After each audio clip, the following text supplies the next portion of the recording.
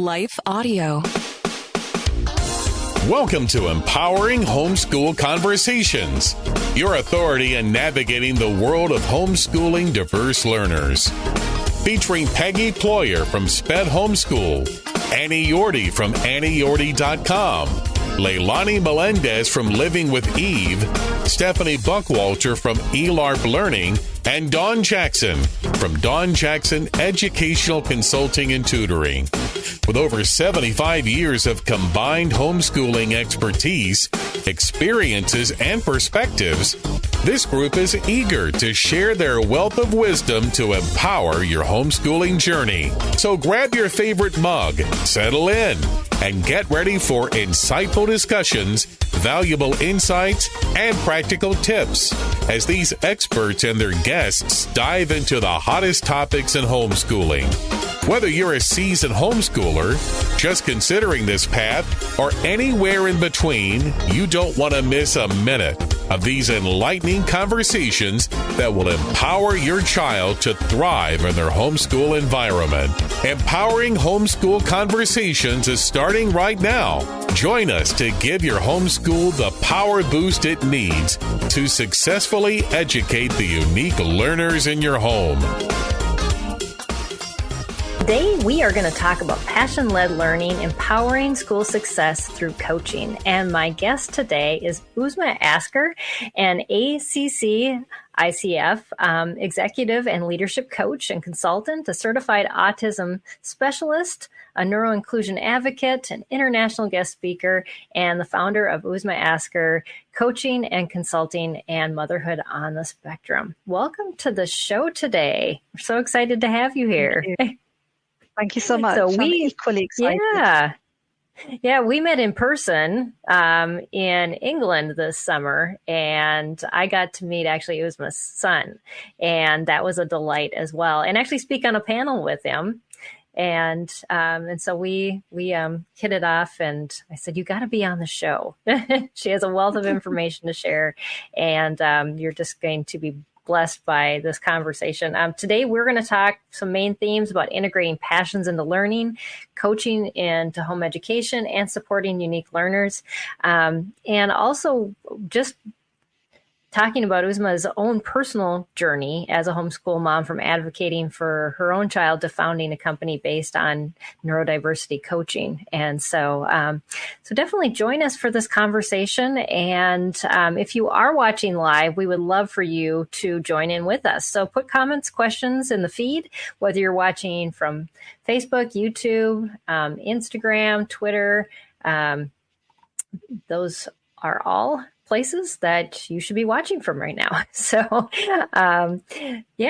So let's kind of kick off this conversation a little bit. You know, a lot of parents say they want to transform passions into learning opportunities, and you mentioned transforming when we chatted and shared some information of transforming your son's passions for technology into learning opportunities.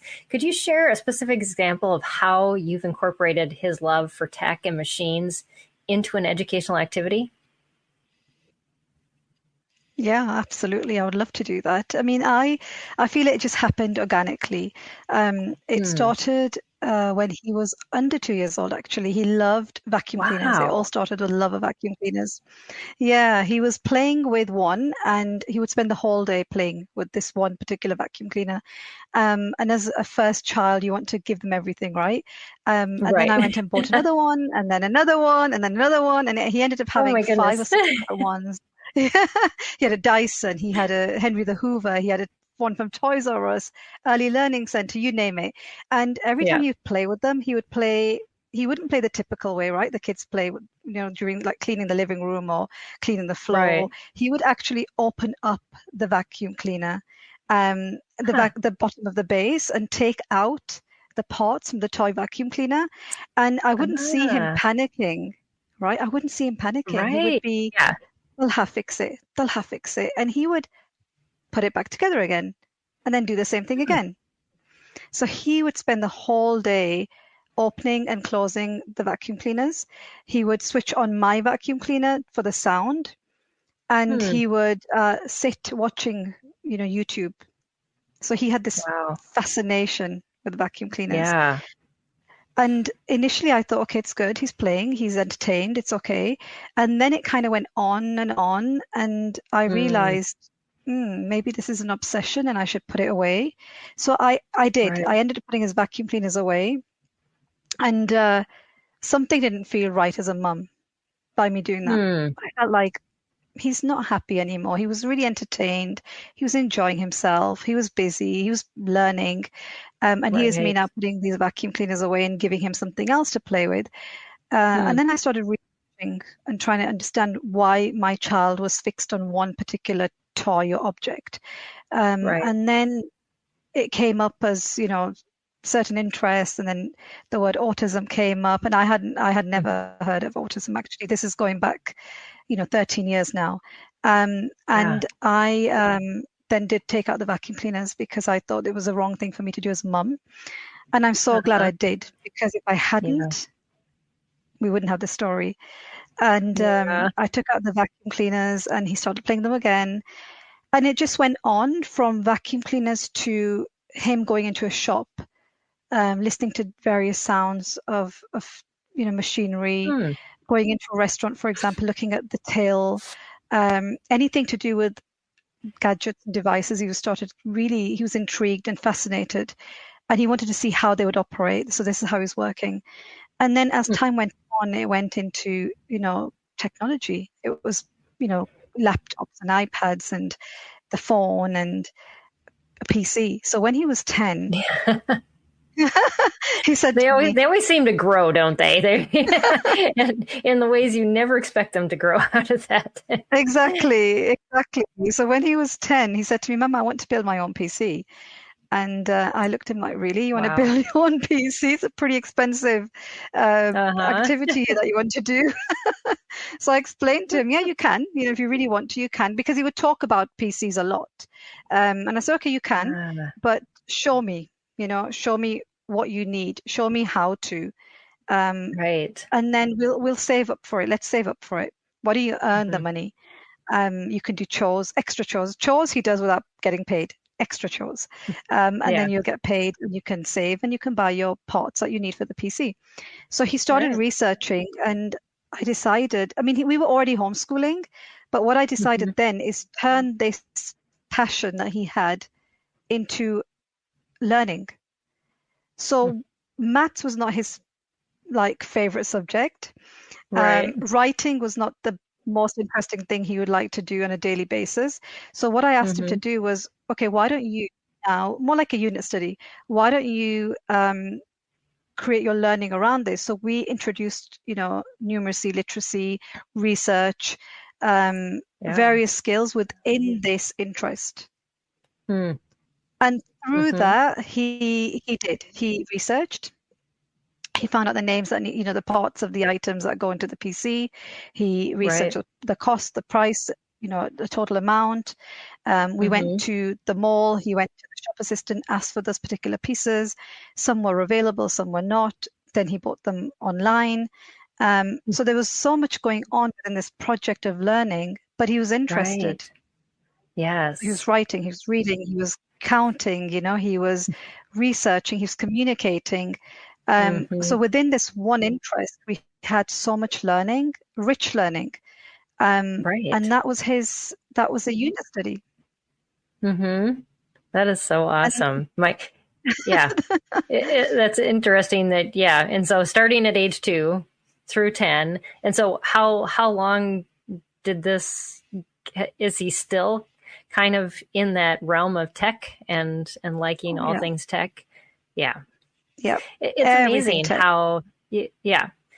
And if you had taken away that vacuum cleaner, you know, at that young age and say, oh, this is what you're supposed to be doing, um, what it had grown into would have been stifled.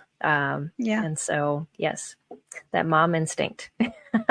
I think as mothers, we just know, don't we? And Yeah. it's funny you're saying that, because if I had taken the vacuum cleaner away or the vacuum cleaners away, we wouldn't have had this story. We wouldn't have had him doing what he loves doing. And Hmm. I wouldn't be able to sit here and share my experience and really advocate for it, because I often hear parents say, well, my child doesn't like anything. He's not into anything or she's not into anything. And I said, give it time. They will. And if they're not, give them opportunities.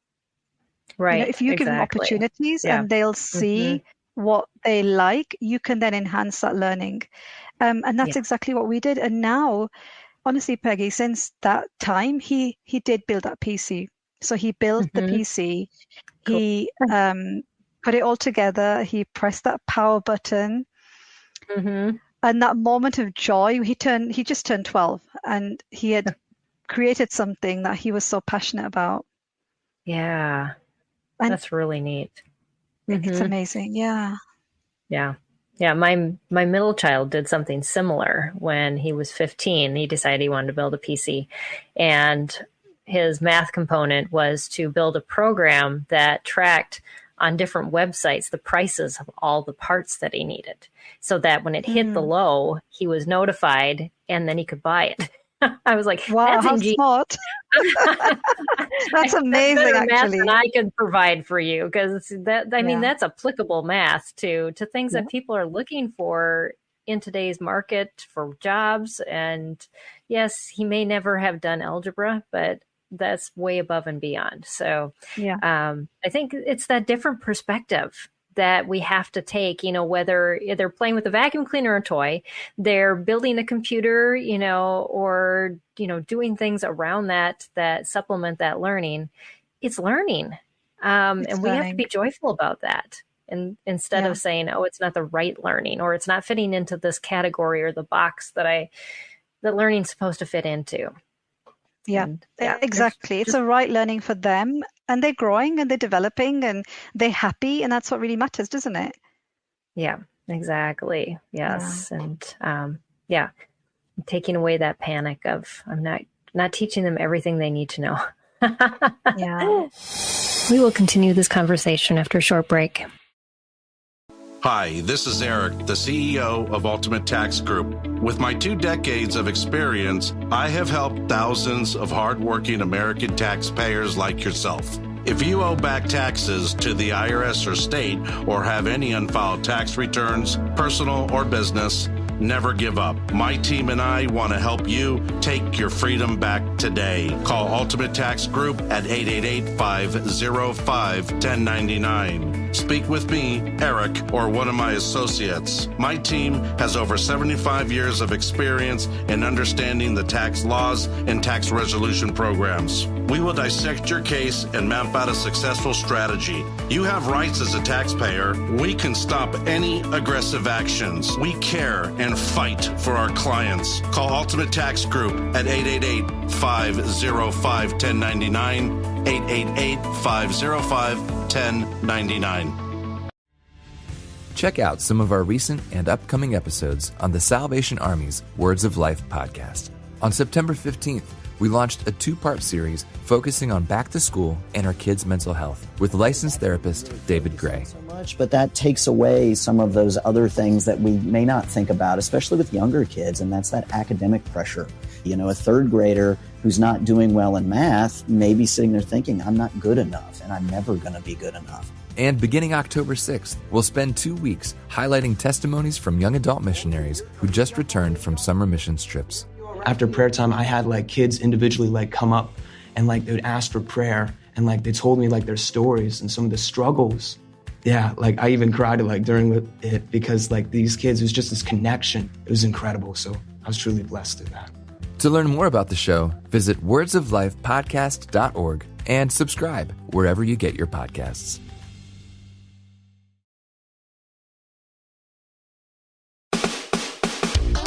This is Empowering Homeschool Conversations, provided by SPED Homeschool, a nonprofit that empowers families to home educate diverse learners. To learn more, visit spedhomeschool.com. That's so easily done, though. Such a, I did that. I was guilty of it. I homeschooled. I'm still homeschooling, but in the beginning, in the early years of homeschooling, I was always comparing my learning or my teaching, I guess, to my children. I would think, the school has certain amount of hours a day. My kids are not doing that many hours, or Right. they even done everything that a typical school day would cover. So I was forever comparing. Right. And that was my Mm-hmm. biggest struggle. So I don't know, what about you? I mean, were you doing the same thing as Yeah, I actually avoided homeschool conferences because I just cried when I went to them because everybody was, saying how my child could read by this age and go to college by the, time they're 5. I don't know, I'm exaggerating, but I kind of felt that way as, Yeah.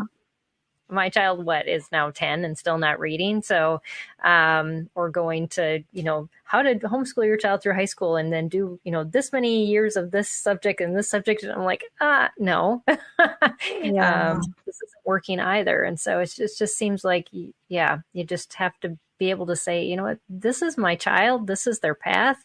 And it's not going to look like everybody else's. And that's really okay. Because they lose their self-confidence. And that's something you can't gain back as much as them learning how to read, how to write. All those things come with it when they're supposed to. But absolutely, I agree. No learner is linear anyway. And then we have a neurodivergent child who's going to be everywhere on this map. And then if you put them in a system and they put them in that grade level where they may not be able to deliver their work, that just hinders their confidence. And that you're right. I think it's so important for them to be happy during the learning process, rather than ticking the boxes of what they're learning. Yeah, absolutely. So your background in coaching and then home educating, how has that melded and you felt like it really has supported how you have actually taught within your home versus like a typical educator? Yeah, that's a brilliant question, Peggy. That's amazing. For me, coaching it's pretty recent. So I've only been in the coaching realm, I guess, 4 years now.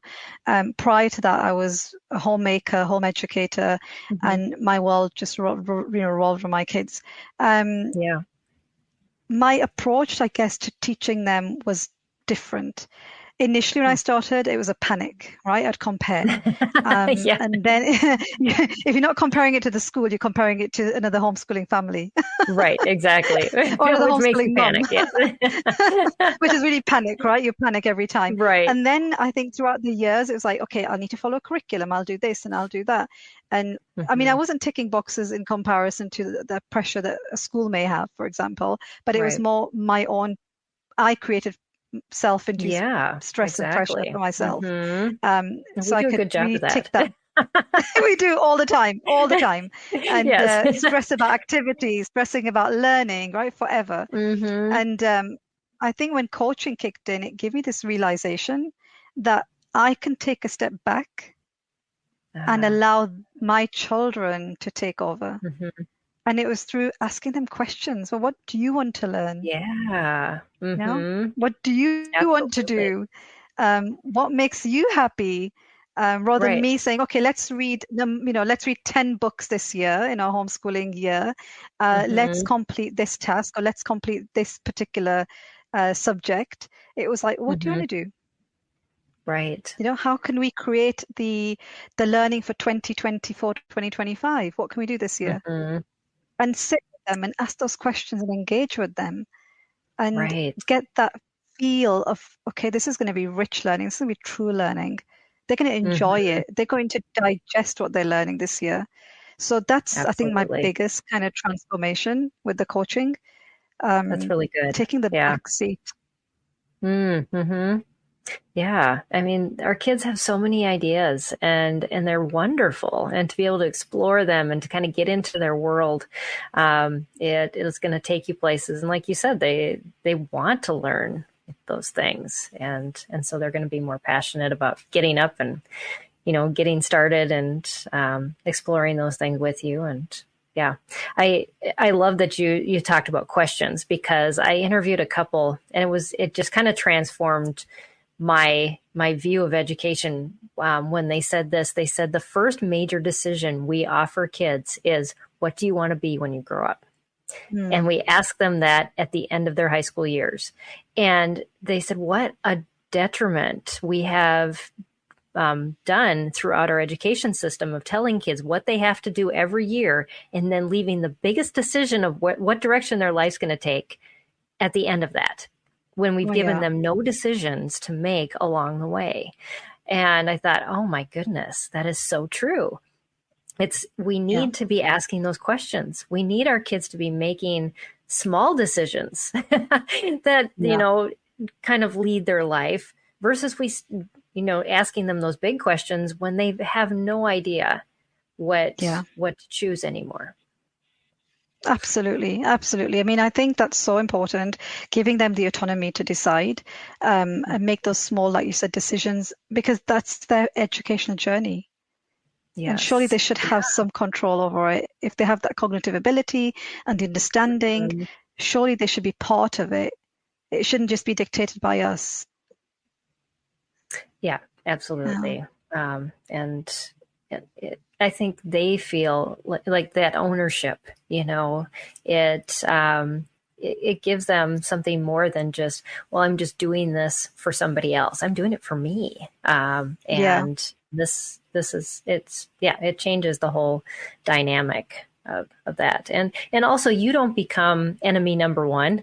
I love this. We are anyway in the house, aren't we? I know. Exactly. I had read a book years ago that talked about getting out of the boxing ring with your children and becoming their coach instead, and facing them towards their opponent, which is, whatever they're struggling against. But we are so comfortable in their lives, they often will attack us because we're the comfortable one, and helping them to turn and say, I'm going to be your advocate. I'm going to be your helper. I'm back here behind you. We're going to face this together.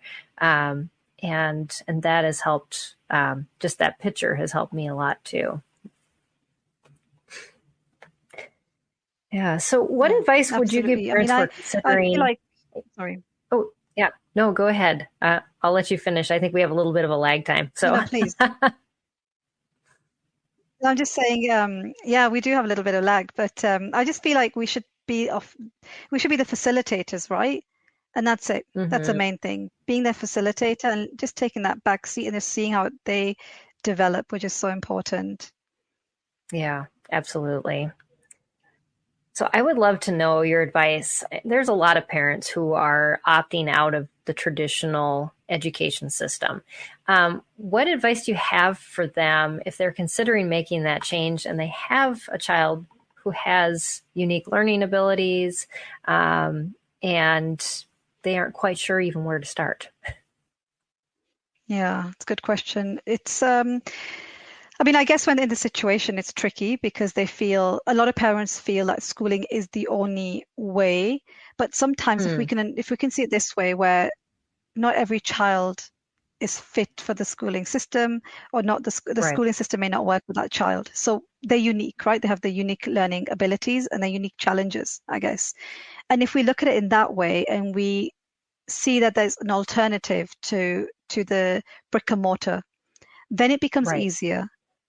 It becomes easier because we will feel better as parents, and we'll know how we can support them.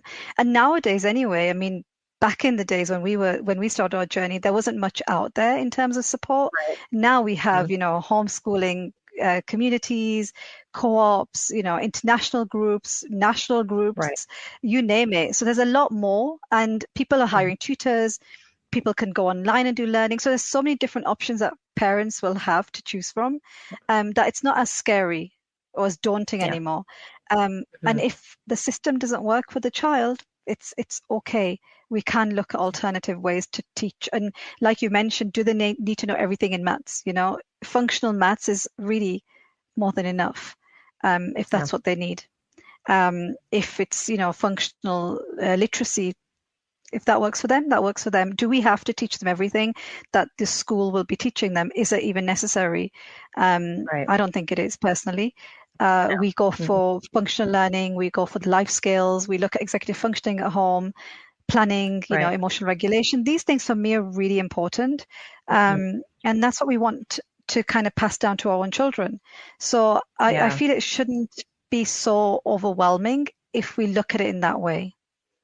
Yeah, I I agree too. It's and I love how you said that is that it's an alternative. I think we think it's an opt out, or we this failed, so this is what's left. But it's not. It's a very viable alternative is homeschooling. And, I sit in the world where I actually teach public schoolers and I teach homeschoolers. And I was telling, I had a 16-year-old drop into my studio this week. And I said, the homeschoolers learn faster than my public school kids. They're used to moving around. They have better cross-body skills. They just pick up on things faster. So I have to be ready as a teacher to teach them quicker than my lesson plan. I actually move into other lesson plans with them. We will continue this conversation after a short break.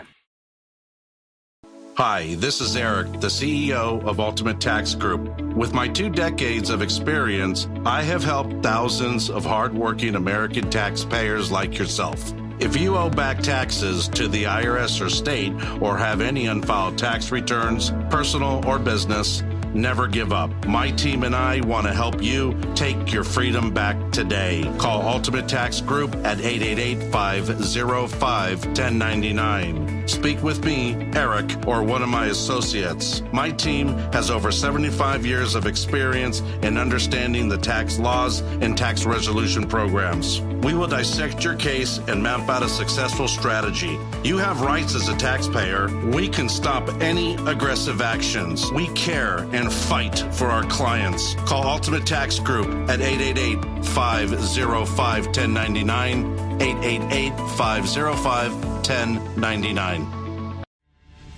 Check out some of our recent and upcoming episodes on the Salvation Army's Words of Life podcast.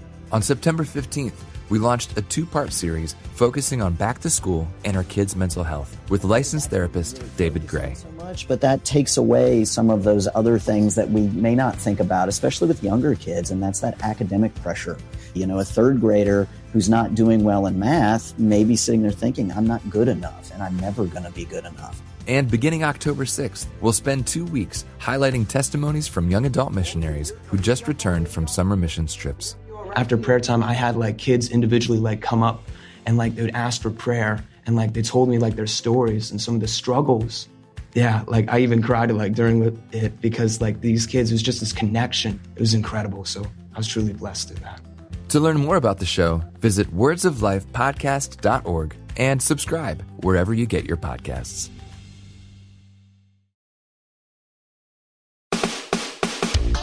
This is Empowering Homeschool Conversations, provided by SPED Homeschool, a nonprofit that empowers families to home educate diverse learners.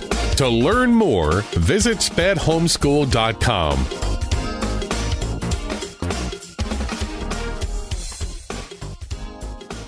And so I'm seeing the fruit of these parents, in their work, and I'm seeing it as a better alternative as an educator from that point of view. And some of these kids do have diagnoses, but they're still learning faster than their public school counterparts because they're given these other ways to learn, and they're integrating them into how they perceive the world, how they engage in the world, how they learn new material, and how they integrate it with what they already know.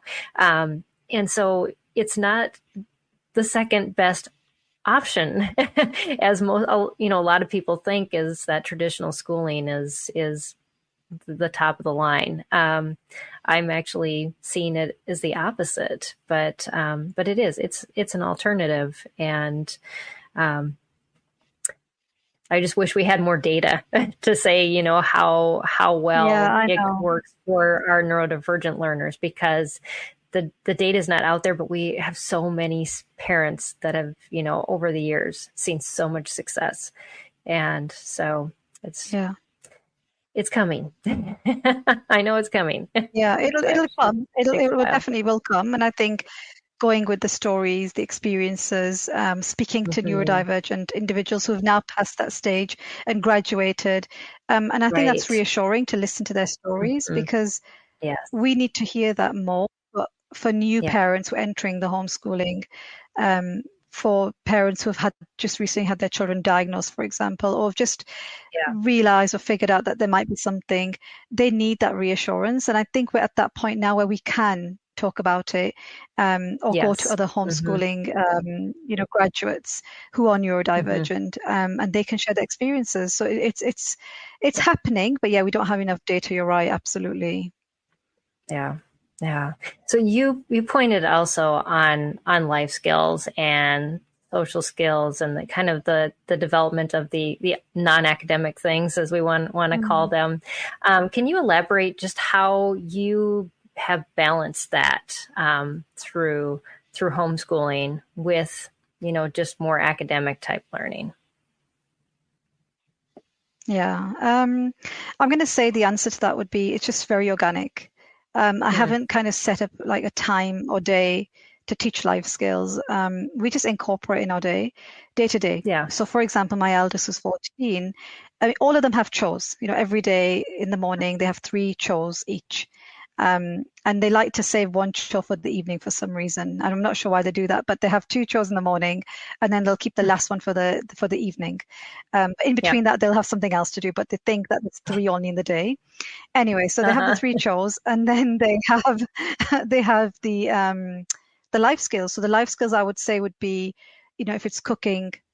Cleaning and organizing comes into place anyway, but then my eldest especially, he loves to be in the kitchen. So we don't make it a separate subject. Breakfast will be together. They'll go into the kitchen, make their own breakfast. Yesterday he had this urge to make a dessert. It was pretty late and he said, he's like, I want to make a dessert. And he wanted to make the protein bars. And he went alone. I was in a meeting and I said, well, you can wait for me. He said, no, I don't want to wait for you. I'm going to go make them. So in the back of my mind, I'm panicking about this kitchen being a mess when I walk in. Hunger leads to a lot of good life skills. he did an amazing job. Especially for boys. Exactly. He measured all the ingredients. He put everything together. He put it all in the fridge, ready for breakfast. So his dessert was for breakfast. And he cleaned up. Everything was cleaned up. Like the dishes were done. Everything was put, not the dishes, the dinner dishes, the dishes that he used were done and put away. But that was enough for him. That was enough for him, but he managed, and so it's just incorporating the life skills into our kind of day to day, not planning. Or scheduling. It's like, okay, we're having breakfast. Okay, let's go do it together. So he's observing, he's watching, and now picking up. So he'll make his own smoothies. He'll make his breakfast. He'll make his younger siblings breakfast. So there's a lot that he's picking up naturally around his environment. Putting the trash out, for example, bringing the milk in the morning. There's so much that he's doing without me reminding him or prompting him now, because it's part of his learning, a part of the day, part of the rhythm of the day that we're not teaching, in a sense, sitting down teaching, which has been wonderful. So all very, very organic.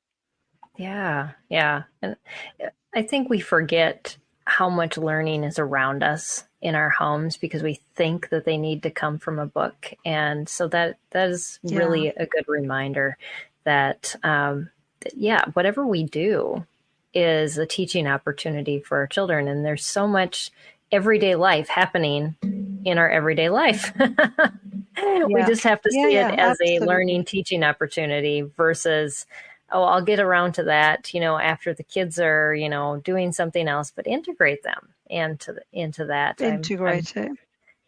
Right. Yeah. Unfortunately, I fell on the other side of that so many times. And I look back now going, why? Why did I just, wait until they were put away doing something else to get stuff done? I should have done that more. But, oh, well. That's the way it is. But yeah, your kids are with you. Let them take part in what is happening in your family life and make sure that they have ownership of that too. So, absolutely. They should be able to see what we're doing on a daily basis. They should see that we're cooking, we're cleaning. So let them observe, let them watch, and just be part of it. I think initially it was like, okay, I'll cook in the morning when they're doing something else. I'm like, no, we can just put it together, and it works. Right. and I get little helping hands as well, which is brilliant. So it works Uh-huh. for both of us. Yeah. Yeah, sometimes it feels like you're wasting time, but in the long run, really you're not, because those Yeah. helping hands turn into bigger hands, and yeah, it definitely does pay off It in the does. long run. So yeah. Yeah. Well, awesome. Yes. So we let me see. I'm forgetting where I'm at. Okay. So going back to your example with building the PC, I think a lot of parents may have issues in trying to figure out, how do I make a certain passion a learning, activity? Because it may seem very vague. Is there any advice you have for them on maybe how to break down an interest into how do we make school around this? Yeah. Yeah, that's brilliant. I mean, I love that question. I think it's so important to just understand what they're interested in. And if they're not, and if they don't have a particular interest, maybe you can introduce a topic and incorporate rich learning experiences. It doesn't have to be, book learning or sitting at the desk and doing your work. It could be, going outdoors. It could be, Right. a trip to the museum or something, which they're going to be, I guess they're going to really take in everything through their senses. Yeah. And with that, they can, you'll tell if they're enjoying it. You can tell, you can Right. really tell if they're enjoying it. My third, who's 8, he absolutely tries to avoid handwriting practice. He'll do anything to avoid it. But then I've put it in a way, I add more writing into his science. So he likes science. So I've added more into his science and he gets more writing done. So today he was doing a project on do cats eat chocolate? And it was a fun activity. And he's doing some research and he needs to call friends who have cats to find out if their cats eat chocolate. But he's getting writing done now because he's researching and he's not realizing that he's writing. Right. Yep. Don't let them listen to the episode. Exactly. Be a little sneaky is my advice. Be a little sneaky and you get a lot of learning done. Absolutely. Yes. Yeah. Yeah. And we're all think creative. You're right too. Yes, absolutely. That's how I got my daughter to write. She loved doing art. So if she could write about something that she had drawn a picture about, then she was happy to do that, to describe, all the thoughts that were going through her head about putting that together and where she got the idea. So, because we all want to talk about ourselves and our interests, and so getting that self-expression out in ways that are beyond just talking, but are like academic skills, build those skills without your kids really knowing that's what's going on. And I love that you talked about. Yes, I love that you talked about in rich environments, because you're right. There are some kids that don't know what they're interested in.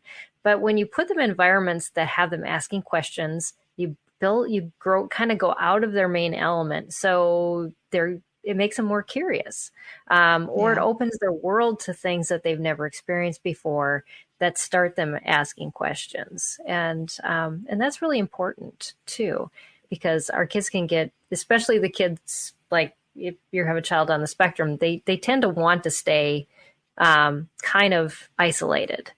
And to sort of find those opportunities where they feel like they are safe and they can explore, and they don't feel like it's not a social situation or something that is intimidating to them. So what types of environments have you found, like museums and things like that, or have really worked for your own family to kind of get your kids outside the box and thinking? Well, I have boys, so for them, honestly, they love going to tech shop, everything tech shops, anything to do with, I get so tired of when we go out to the mall. Like today, can we just do my shopping? Can it be about me? Right. But they're learning so much when they're going into a shop. They're picking up, new vocabulary. They're looking at new items, they're researching, they come home and talk about it. I mean, their topics are very tech related and tech based, but when they get out, they get a lot of learning within that subject. They can come back and discuss it with us. They can come back and share what they've learned. They can talk about the new products that are out in the market. So they're kind of in touch with everything in that sense. Right. But what I do is because they are so tech based and so in love with tech, I've incorporated, there's a few times a day where you can talk about it. So for example, my eldest, he likes to talk about the whole day. So we've introduced 5 times you can talk about this in a day, because we need to expand our knowledge. We need to expand our conversational skills. So we call it the PEG system. And we have this system where he will have a PEG and he just changes it over to the other side when he's done. And you can see visually that he can see visually that he's done it 5 times, and then he stops, and then it's like, okay, I have to talk about something else, and then he'll pick up a book, read a book, or learn something new that he can share, and that kind of expands his conversational skills as well. So we try to kind of make it an all-round experience, because we do see a lot of neurodivergent individuals, which is fine. That's what they like. They like talking about the same topics sometimes of interest, which is brilliant. Right. But we are, living in a world where they'll be going to school or they'll be going to work. They'll be interacting with other individuals. So that's why I've brought this into place at home, and it's working. Good. Yeah, I've never heard of that before, but that does make a lot of sense, and it's a good visual too. That and it gives them the freedom as well to speak about it when the topic is to the point where they're bubbling over and they've got to release it. And so, but they have to choose wisely too. And so all of that comes into play, and it's helping them to understand as well that other people have boundaries. So there's so many things involved with that, just by moving a PEG over, that they're learning without you having to set, all those. Maybe you set the unique goals and, but all that's happening underneath. Is there any other things that you do that have been helpful in just coaching your kids to more independence and helping them to self-regulate, with not only behaviors, but also just in directing their own interest to like self-learn? Things like that. Yeah, absolutely. That's a brilliant question. So I obviously I homeschool and I work, and I often hear people saying, "Oh, well, you're Superwoman. You work and you have children and you homeschool. And you do this and you do that." And I said, "No, I'm not a Superwoman. I'm just managing my time well." So I'm into a lot of I would say productivity is my thing. I love talking about it. I love putting it into practice. I love being organized. Everyone likes to have a list of things to do. And every time I tick off the list, it's just like, it's inner joy. I can't explain that feeling. Yeah. So they've seen me do that. They've seen me ticking off a list on it has to be a paper list. It has to be so you can see it and you can not on my phone. Yes. There's such a difference between an app and paper. Or a diary. It's amazing. So I do that. So I've been doing that for years, and they've been watching me, and I would say especially my eldest, they're all doing it, but my eldest, who is on the autism spectrum, if you introduce some concept to him, he will stick to it. So he's really following a system. He has apps like Notion and Obsidian. There's so many different things that he talks about on his laptop, and he puts down reminders.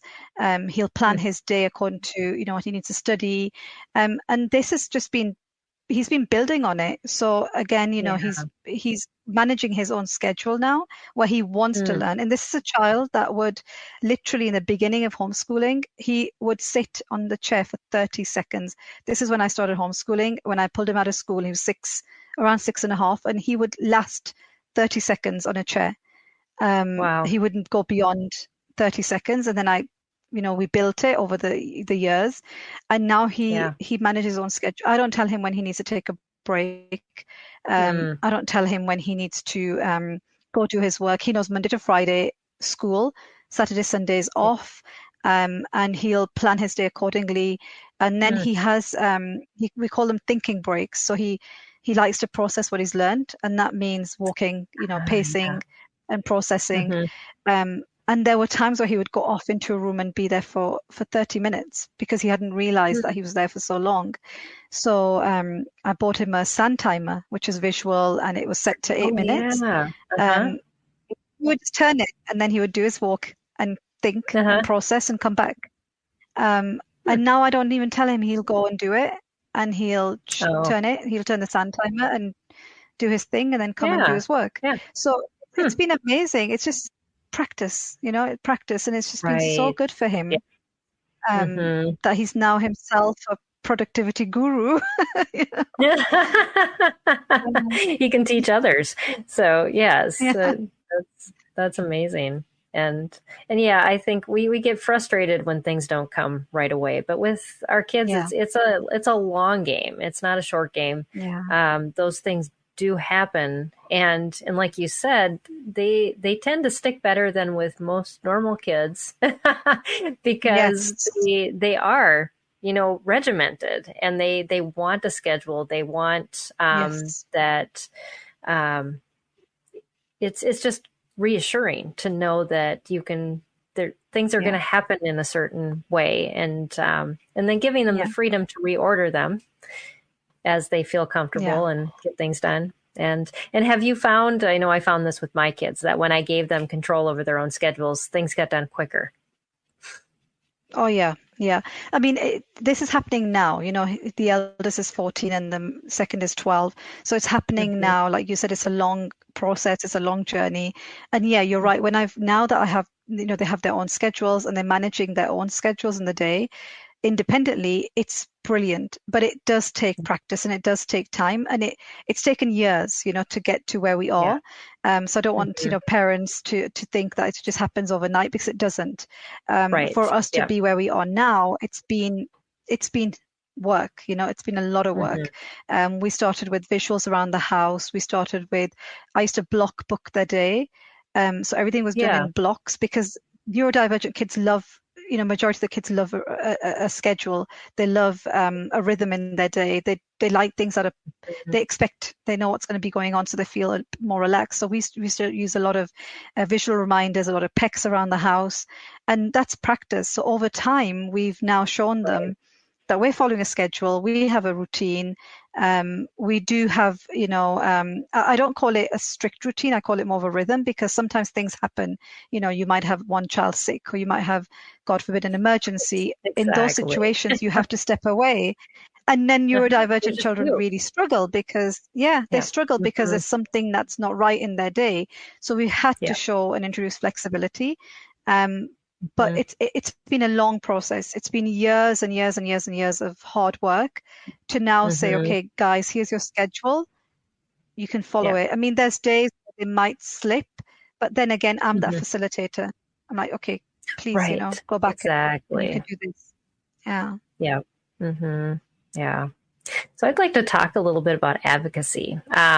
We advocate a lot for our kids when they're younger, and it's that transitioning of them being able to advocate for themselves. And how do you go about approaching that as a parent? And then also you work with other parents who are, trying to deal with things with their own kids. And what do you tell those parents as they're trying to get the best for their kids, but also to teach their kids how to, reach out and ask for what they need too?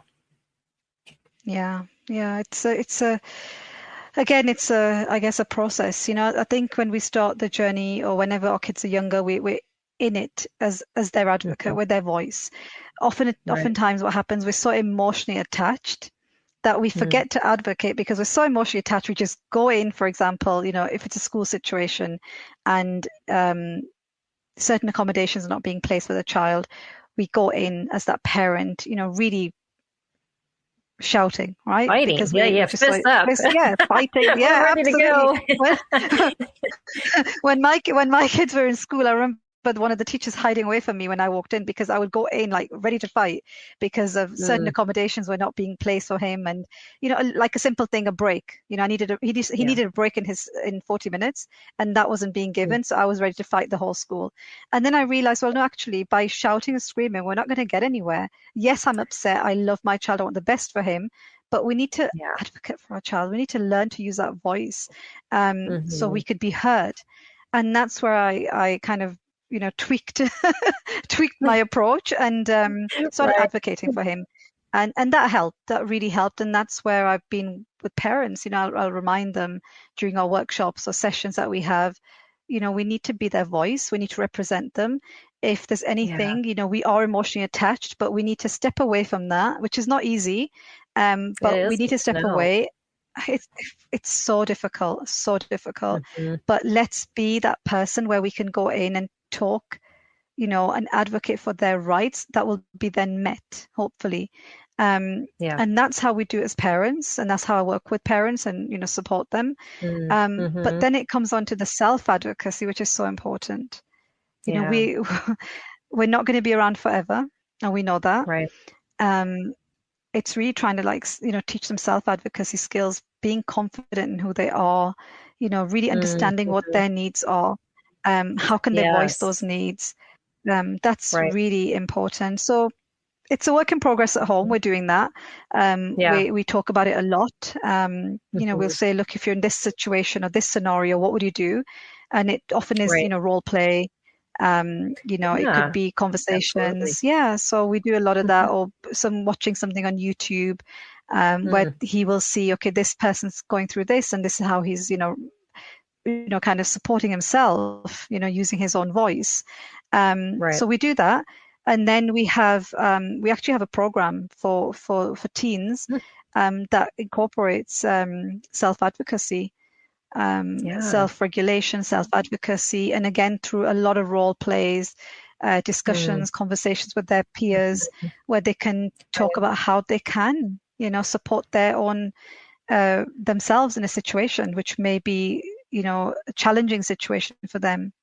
Right. Exactly. Yeah. I think, it's not like you can give them answers and they can just reverberate them, because every situation is so unique, and their needs in those situations are unique. So they need to go through those scenarios and to kind of think through how they would respond and what really are my needs, and do I really need that or not? And, kind of fumble through some of that. My kids, now that they're all adults, I've kind of lived this on that side longer. And, I found my oldest decided not to get re-diagnosed when he went to college. And that was his own choice. He often would text me and say, this is what's going on. And sometimes he just needed a sounding board to throw things at, me, and then go, okay, I can take it from here. But always knowing that somebody was available to just chat. And your homeschooling doesn't end when your kids graduate. Sorry to let you know that it continues on. You're a parent. And my daughter really dove in. My daughter has a lot of physical disabilities, and so the second she got accepted to her new college, she's in the disability services office. She's saying, what can you give me? And she was really on top of it. She goes to a lot of disability, not conferences, but shows where they have new things that help people with various disability, devices and tech. And it's really cool, kind of the melds of her world. Even clothing. But she's so into all of that, and she keeps up with it. And so she knows what's available and takes what she needs. to move forward. So Yeah. so yeah, you just Yeah. don't know how your kids are going to do that, but they seem to find their voice, and when they do, then they're able to let other people know what they need, and that's what's most important. Absolutely. Yeah. And I think we can just do what we can do as parents, right? We can support them, encourage them, guide them, teach them, and hopefully one day when they are living independently, like your daughter now and your son, they have their own ways, but whatever way they choose, it's okay for them. Yeah. Yeah, absolutely. So I'd like you to talk a little bit about your coaching business and just how you work with various people in different realms, and maybe even a little story on how that all came together too. It's interesting. Yeah, I think a lot of things happened during COVID. You hear stories about COVID. In my situation, I was a homemaker for 10, 11 years, homeschooling, and I realized, well, I want something for myself. And what is that? I wanted to go back to work. I really did want to go back to work, but my job was heavy, full time. I'm a lawyer professionally, and it wasn't going to it wasn't going to be an easy route. So I decided, okay, I want to stay at home. That's what I want. So I need to do something from home. And coaching came up, and that's when I decided, okay, coaching could be a good balance, a work-life balance, so they call it. And I went into my studies during COVID, took some courses, did my, completed my credentials, got my license, and started my coaching journey. And then, when you go into coaching, they always say, well, what niche would you like to go into? And mine was nothing but, I only knew autism. I talked about autism all day long. That's all I knew, throughout the time I had my eldest. So it was a no-brainer, and I went into neurodiversity. And then, it started with homeschooling support. It started with helping and supporting families, and coaching and mentoring them who had really struggled with the system, who had been in the system for many years, and they felt their children were just not, learning. So we'd create plans, we'd create, I'd be sharing strategies and tools and how to bring in the learning for their children. And that's how it started. It started with one client to two, then to three. And then, I realized, well, actually, no, this isn't when we're talking about neurodiversity, it's not only at home. It's not only at school, it's beyond, because an autistic individual is going to still continue being an autistic adult. So it's not really going to stay at home. It's going to go beyond into society. And then, I wanted to do more, it was just, it was a lot, and I wanted to offer more to the community. And from workshops to working with parents who homeschool, it went to creating training material, training resources, and developing training courses and programs for educators, for corporates on neuroinclusion, neurodiversity, looking at inclusive workplaces, inclusive work practices. It just kind of went, it kind of just grew, and here we are now. We're CPD providers, and we deliver training, and it's just been amazing. It's been a really fun journey. Yeah, that's really neat. So much good has come out of COVID. I hate to say that, because many people had a hard time through that. But in the education realm, things changed in a very good way, because we were forced to rethink how we approach education, and when the status quo is kind of upset, you have to go, why, and is this the best way? And I'm so excited with all that has come about that. And so your website is Coaching with Uzma. We'll share that link in our show notes, as well as on YouTube and things like that. So you'll be able to just click on that as well. And what can people find as far as like on your site if they go there? We have blogs, we have our training courses, information. We have so I do live talks as well on YouTube, so you can have a look at those. A lot of deep discussion on various topics. So you'll find a lot on the website. You'll find a lot on Instagram. I try to post informative, posts every now and then when I get a chance.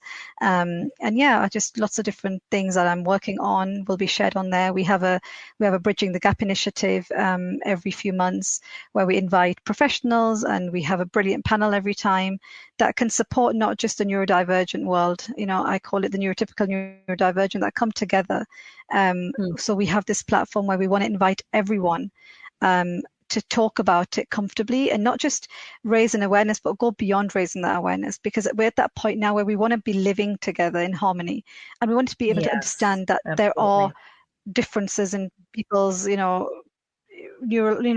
thinking and processing the world, and that's okay.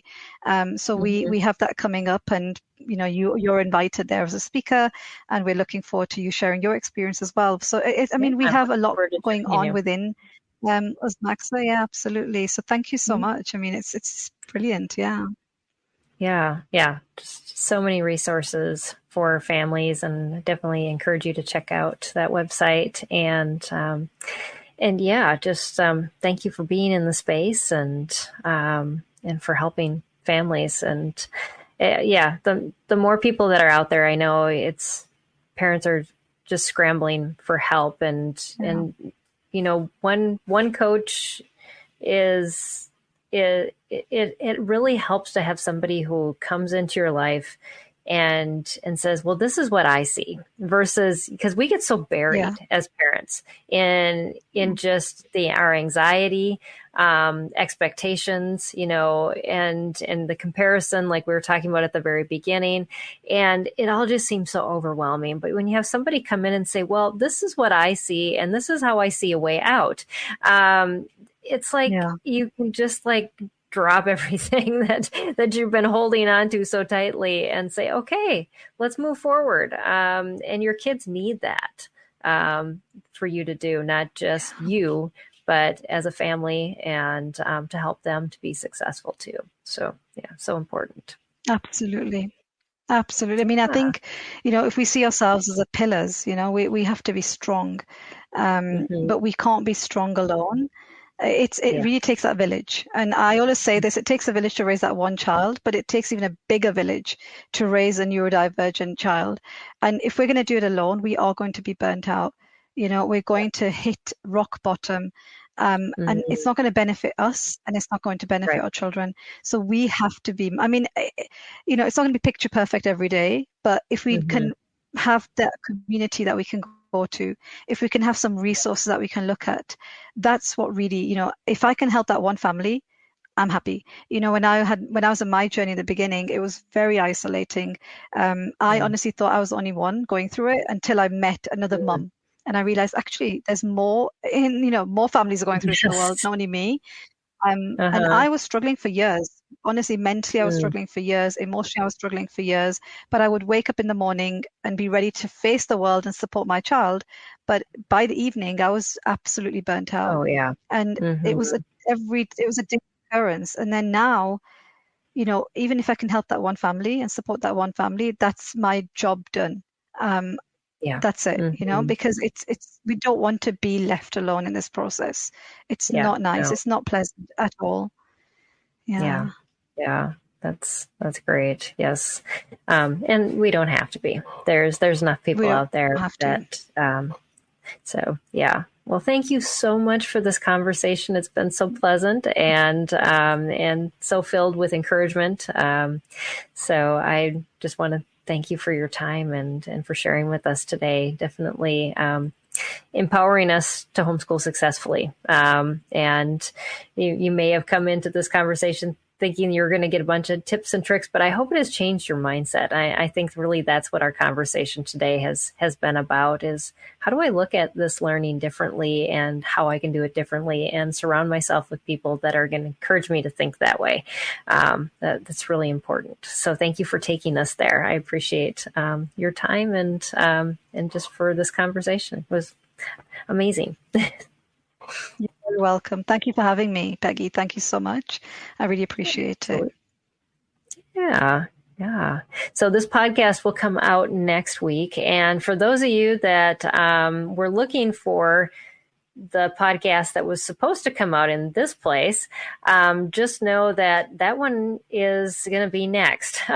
Building Strong Voices, Speech Strategies for Social Skills, Self-Regulation, and Learning Success had to be rescheduled.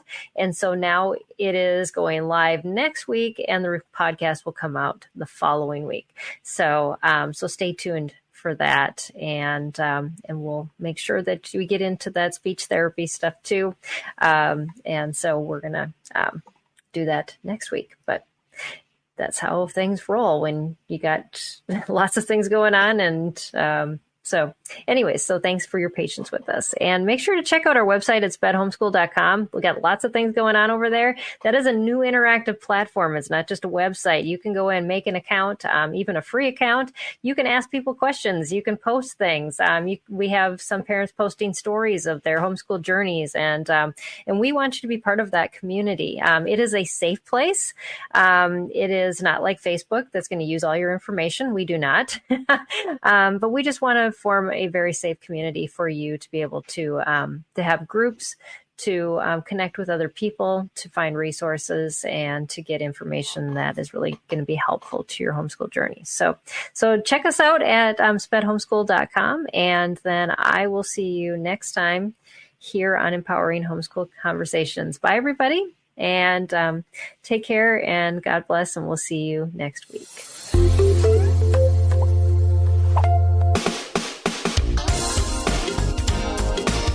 I want to take just a second to thank the team at Life Audio for their partnership with us on this podcast. If you go to lifeaudio.com, you'll find dozens of other faith-centered podcasts in their network. They've got shows about prayer, Bible study, parenting, and more. This has been Empowering Homeschool Conversations.